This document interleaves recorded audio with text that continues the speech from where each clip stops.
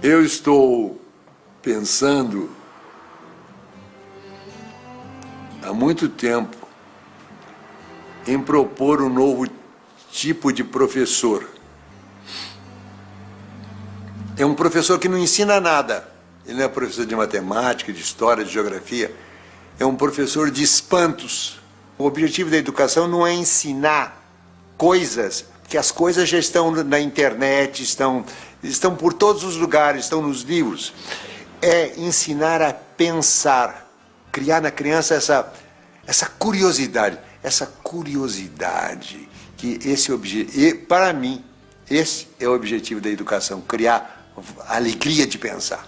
Eu já tive uma experiência muito interessante com a menininha de 7 anos. Eu estava com a cabeça quente e eu resolvi então, para descansar a cabeça, fazer uma prateleira. Peguei minha serra circular, minha chave de fenda, as ferramentas. Levei ela para cima e comecei a me preparar. Nessa hora chegou a minha empregada com a filha dela. Sua empregada disse bom dia, eu cumprimentei e foi embora. A menina não foi embora, ela ficou parada lá. Ela estava intrigada com os objetos que estavam lá. Ela queria saber o que era aquilo. O que esse homem vai fazer com isso? Ficou parada lá. Aí eu peguei a trena, abri a trena. Ela disse, que é isso? Isso é uma trena. Para que serve a trena? Serve para medir. Como é que a trena mede? Vem cá que eu te mostro. Aí mostrei a trena, os centímetros. Eu disse para ela, presta atenção que de 10 em 10 risquinhos tem um risquinho vermelho. Você veja o que eu fiz? Eu ensinei o sistema decimal para ela. Ela percebeu que as coisas em pacotinhos de 10. Essa é a situação certa para o ensino. Quando o que o professor fala provoca a curiosidade da criança e a criança interage, a criança pergunta. Como é que incentiva a leitura? Não é mandando ninguém ler, porque a relação com a leitura é uma relação amorosa. Eu vou lá não é porque o professor mandou. Quando o professor manda, já estragou. Então você tem de criar o gosto pela leitura. E você cria o gosto pela leitura, não mandando ler, mas lendo. Uma hora muito boa para a leitura é quando as crianças e os adolescentes vão para a cama. Então a mãe se assenta ao lado e vai ler um livro. A missão do professor não é dar respostas prontas, as respostas estão nos livros, estão na internet.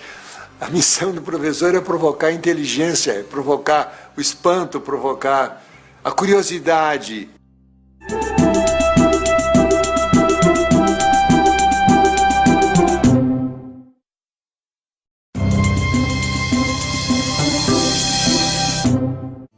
Quando eu era menino, na minha escola, tinha uma aula de leitura. A aula de leitura era a aula em que a professora ia ler para nós. Monteiro Lobato. Ninguém faltava aula, era o silêncio absoluto. Não precisava o professor dizer, menino, silêncio, menino. Não tem. Na escola não pode ter essa palavra silêncio, porque naturalmente, se a escola é boa, as crianças vão fazer silêncio porque elas vão gostar daquilo que elas estão fazendo. Frequentemente, os professores só têm que repetir aquilo que já vem nas apostilas. Recebi uma carta do menino. Querido Rubem Alves, li o seu livro O Patinho que Não Aprendeu a Voar. Aprendi que liberdade é a gente fazer aquilo que a gente deseja muito. Eu quero ser livre. Ponto, parágrafo. Tem uma professora que é demais. Ela manda a gente ler os seus livros e grifar os encontros consonantais e os dígrafos.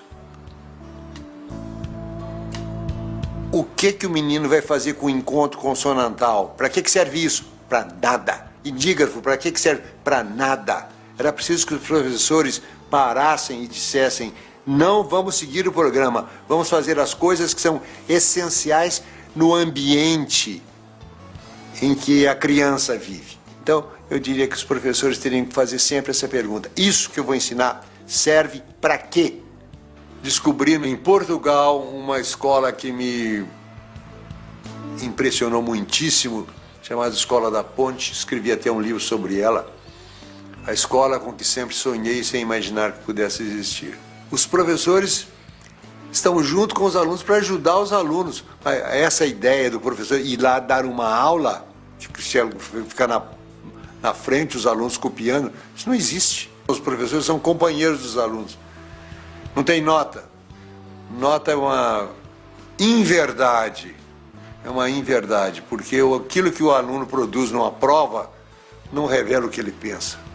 A gente precisaria ter uma educação ligada com a vida, porque é para isso que a gente aprende, para viver melhor, para ter mais prazer, ter mais eficiência, poupar tempo, não se arriscar.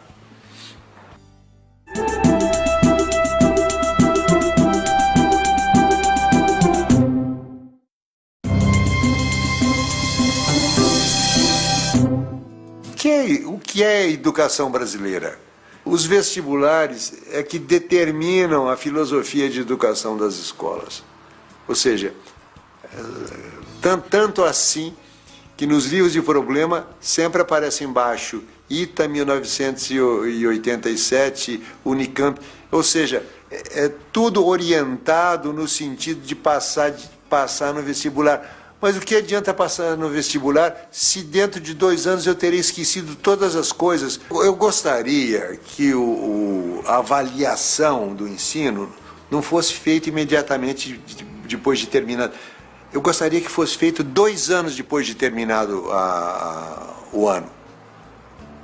Porque o aprendido é aquilo que fica depois que o esquecimento faz o seu trabalho. Eu quero testar os meninos 2 anos depois.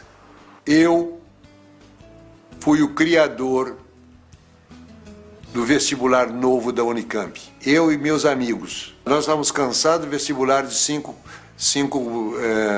escolhas múltiplas.